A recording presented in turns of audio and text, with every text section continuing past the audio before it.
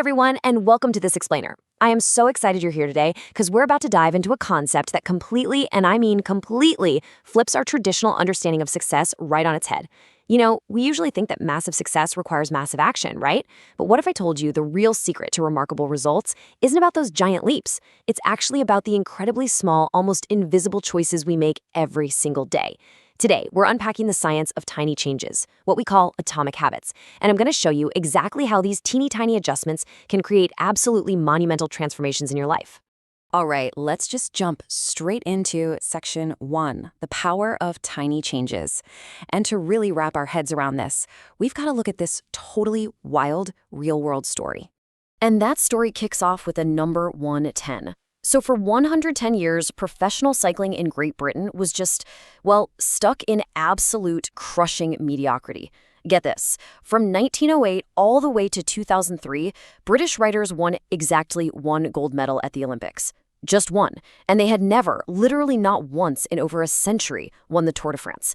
Their performance was actually so unbelievably bad that the top bike manufacturers in Europe straight up refused to sell them bikes. Seriously, they were terrified it would tank their sales if other pros saw the British team using their gear. I mean, imagine being so bad a company won't even take your money. But everything flipped in 2003 when they brought in a guy named Dave Brailsford as the new performance director. Now, Brailsford brought in this relentless commitment to a weird but honestly brilliant strategy he called the aggregation of marginal gains. The whole philosophy was super simple. Just search for a tiny 1% margin of improvement in literally everything you do. So Brailsford and his team just broke down every single component of riding a bike. They redesigned the bike seats, they rubbed alcohol on the tires for better grip, but then they took it to the extreme. They had riders wearing electrically heated overshorts to keep their muscle temperature perfect. They tested out different massage gels to see which one gave the absolute fastest recovery.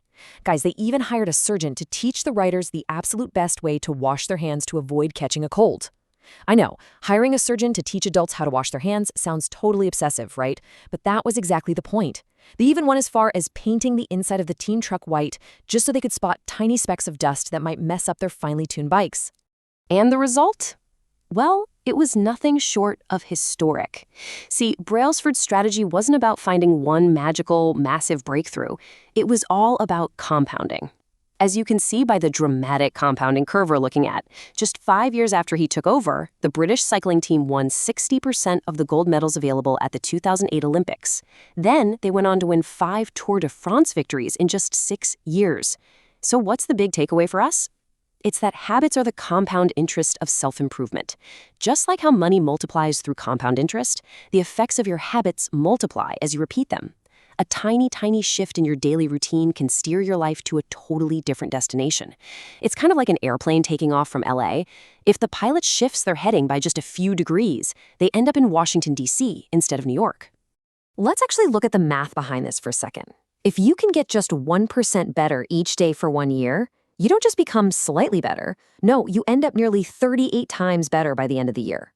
Let that sink in. 38 times better, all from a tiny daily 1% tweak. That is staggering.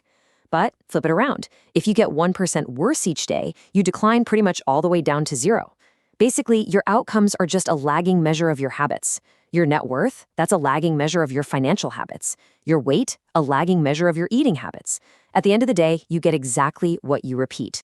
So if it's just math, why is it so incredibly hard to stick to a good habit long enough to actually see those compounding results? Well, let's explore exactly that in Section 2, the plateau of latent potential. Okay, picture this. You've got an ice cube sitting on the table right in front of you. The room is 25 degrees. It's freezing. Slowly, the room begins to heat up. 26 degrees, 27, 28, and the ice cube just sits there. Literally nothing is happening. 29, 30, 31. Still absolutely nothing. But then it hits 32 degrees and boom, the ice begins to melt. That 1 degree shift, which honestly seemed no different from any of the temperature bumps before it, suddenly unlocks this huge change. This is exactly what happens when we try to build new habits. We always expect this nice, straight, linear progress. We run for a week and then complain, why haven't I lost any weight? But here's the secret. The work you're putting in when you're stuck at 26 or 29 degrees, it isn't wasted. It's just being stored. Just take a look at this curve, and specifically, look at that valley of disappointment. See, we all expect our progress to follow that straight upward line, but actual, real-life progress is curved.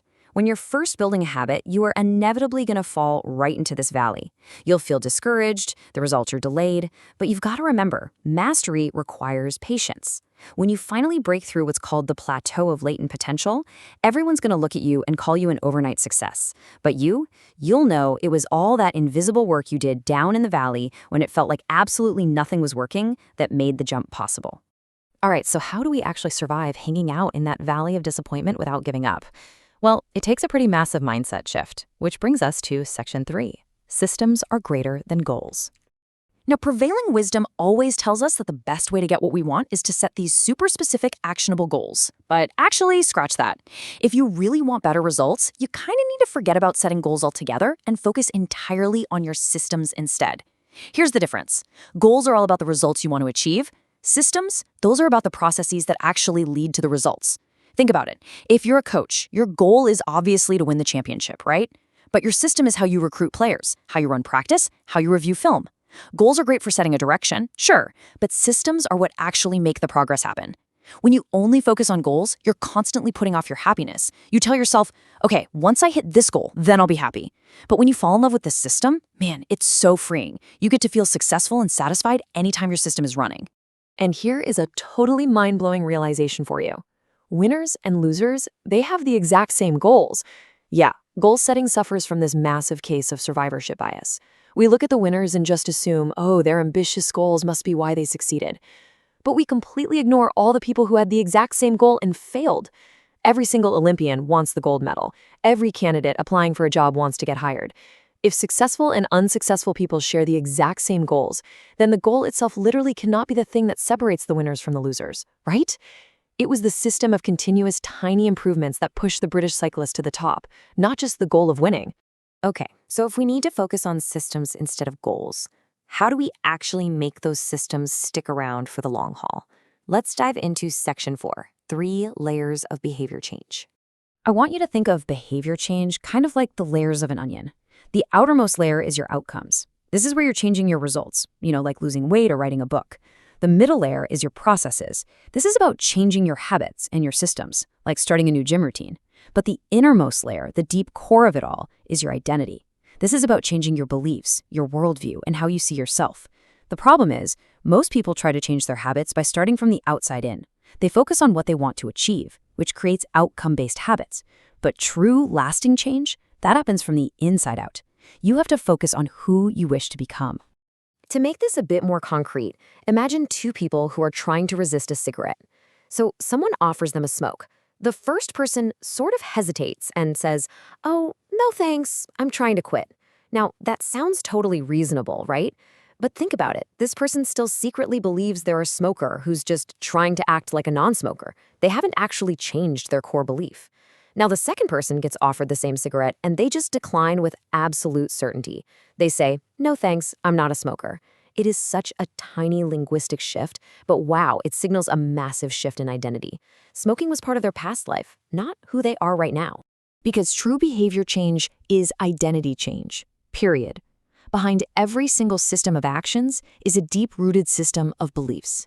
You might really want to save more money, but if your core identity is someone who just naturally consumes rather than creates, your behaviors are constantly going to pull you right back towards spending. Any behavior that doesn't line up with your true self simply will not last. It's like that famous saying goes, you do not rise to the level of your goals, you fall to the level of your systems. And your systems, those are entirely driven by the person you believe yourself to be. Which leaves us with this final, honestly incredibly important question to think about as we wrap up today's explainer. Take a hard look at your life right now. Every single action you take is basically casting a vote for the type of person you want to become. So, based on your current daily systems, not your goals, not your hopes, but the actual tiny habits you repeat every single day, what identity are you actually building for your future self? Think about that for a second. Well, thank you so much for hanging out with me to explore the fascinating science of atomic habits. Keep focusing on those 1% improvements, fall in love with the process, and I will see you in a next explainer.